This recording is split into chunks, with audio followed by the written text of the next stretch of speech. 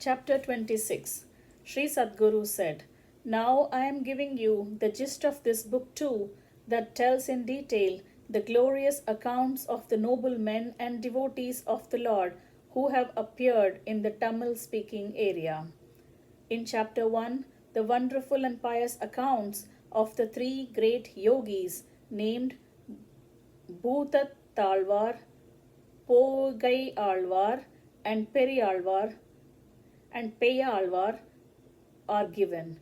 In chapter 2 tells us how Sri Hari Bhagavan, induced by his glowing love for his devotee, followed the footsteps of Sri Thirumalli Sai Alvar, who went after his disciple due to his immense affection for the latter. The third chapter tells how Sri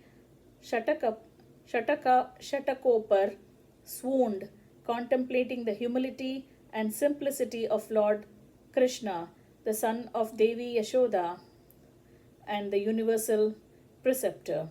Sri Kulashekara abandoned his kingdom and along with other Vaishnavas reached the holy center of Srirangam, developing total detachment.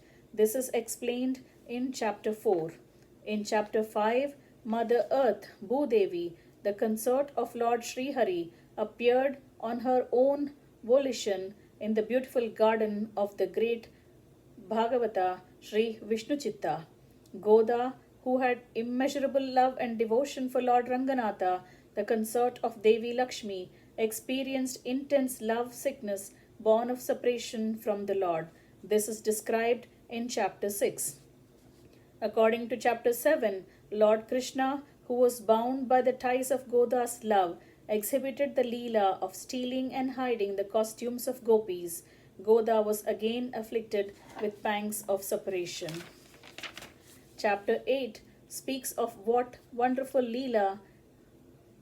Chapter 8 speaks of that wonderful Leela in which Lord Sri Bhagavan sought the garland bearing the fragrance of Goda's hair and wore it around his neck with prem.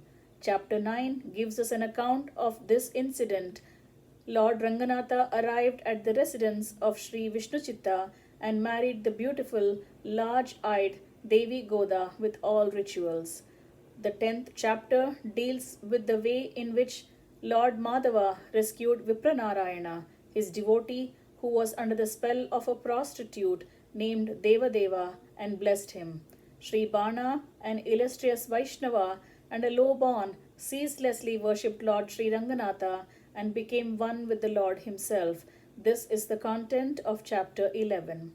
The subject matter of chapter 12 is this: the king Tirumangai Alvar served the Vaishnavas with the wealth gathered by stealing from others and thus bound the consort of Devi Lakshmi with the ties of his loving affection. Nathamuni, who had arrived at Sri Vrindavan, providentially had the darshan of Sri Krishna on the banks of holy river Yamuna. This is described in chapter 13. Chapter 14 deals with the details of life of Sri Yamunacharya, who abandoned the vast kingdom and reached Srirangam at the instance of Sri Ramamishra. Lord Madhava, appearing in the form of a hunter and following him deep into the forest, protected Sri Ramanuja. This is the content of chapter 15. Blessed by the merciful glances of Sri Yamunacharya, the Mahatma Ramanuja gained the right to serve the Lord of Devi Lakshmi as per the 16th chapter. Chapter 17 says how the courageous Saint Ramanuja took sannyasa and arrived at the sacred Srirangam. The deity of Lord Krishna, the Yadava chieftain, taken away by the Muslims, was rescued and brought back by the great Yati, Sri Bhashyakara, in chapter 18. In chapter 19, a jubilant Sri Bhashyakara prevailed upon Lord Srinivasa, the ocean of mercy, to wield his weapons of holy disc and conch shell.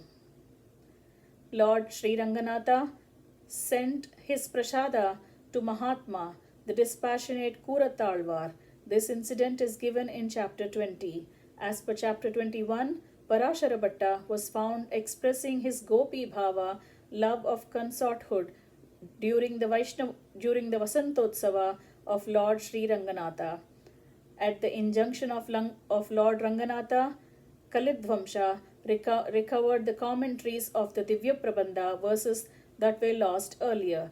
This is the subject of chapter 22. Chapter 23 tells us that Krishnasuri enshrined Lord Venkatesha at Shankapuri and worshipped him with ardent devotion. The Mahatma Sri Vedanta Desika was extremely tolerant and forbearing, and he paid reverential salutations to the Arch of Sandals. This incident is explained in detail in chapter 24. Chapter 25 tells us how Mahamuni was free from cares and worries even when his house was burnt down and later left for Srirangam. Thus, the chapter-wise contents of Book 2 are given in a nutshell here to facilitate the readers and listeners to recall them often and retain them. He who reads this Vaishnava Samhita with all sincerity and ardent interest reaches the imperishable transcendental realm. Glory unto Sri Sadgurunatha, glory unto Vaishnavas, glory unto Lord Madhava, glory unto Sri Sri Premika.